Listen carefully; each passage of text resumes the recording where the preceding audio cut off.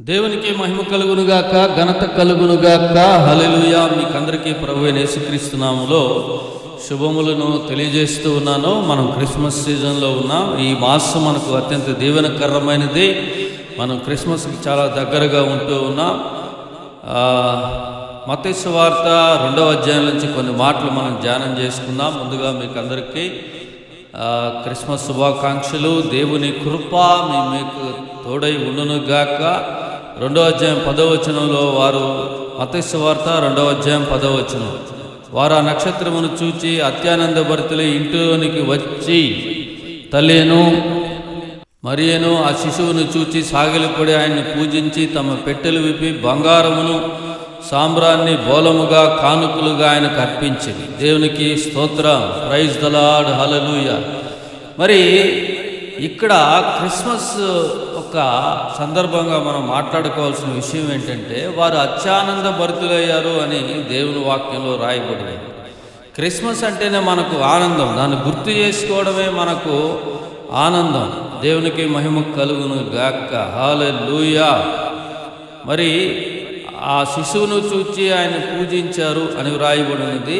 పైన వచనంలో 10వ వచనంలో మనం అత్యానంద భరితులైన మాటను గమనిస్తాం.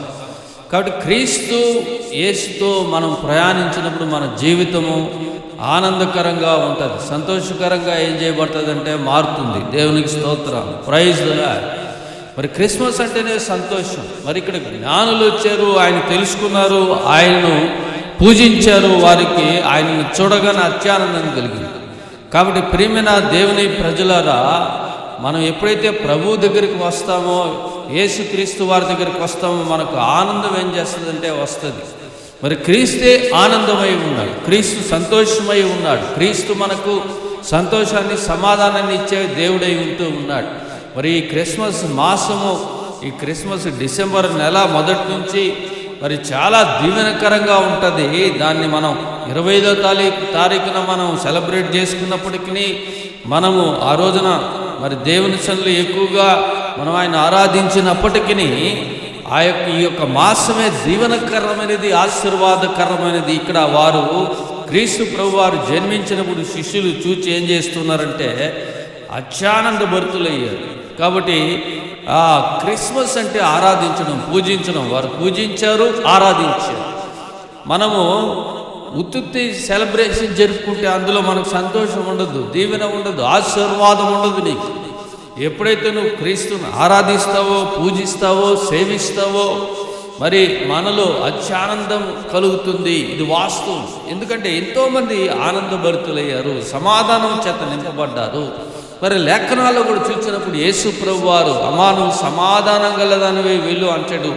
మార్క్స్ వార్త 12వ అధ్యాయంలో మనం చూసినప్పుడు, దేవునికి స్తోత్రం. మార్క్స్ వార్త 5వ అధ్యాయంలో మనం చూసినప్పుడు, కుమారి నీ విశ్వాసం నేను స్వస్థపరిచిన, నువ్వు సమాధానం కలిగి వెళ్ళు అన్నాడు. దేవునికి మహిమ కలుగును గాక. కాబట్టి క్రీస్తే సమాధానమై ఉన్నాడు. క్రీస్తును పూజించినప్పుడు, క్రీస్తును ఆరాధించినప్పుడు, మనం దేవుని మందిరంలోనికి వెళ్తేనే మనం పాటలతో ఆయన ఆరాధిస్తాం. పౌలు శైలులు చెరసాలలో దేవునిని ఆరాధించినప్పుడు దేవునికి మహిమ కలుగును గాక. ఖైదీలు వింటూ ఉన్నారు, దేవుని ఆరాధించేటటువంటి ఆరాధనను ఖైదీలు విన్నారు, ఆ పాటలను విన్నారు. అప్పుడు వారి సంఖ్యలు కూడా తగ్గిపోబడ్డాయి, వారి సంఖ్యలు బద్దలైనాయి. దేవునికి మహిమ కలుగును గాక.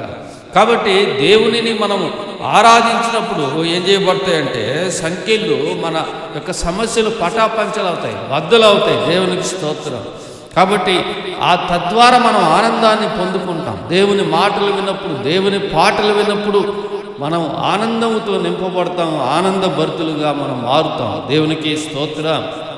కాబట్టి దేవుని ఆరాధించండి, క్రీస్తును సేవించండి, క్రీస్తును మహిమపరచండి.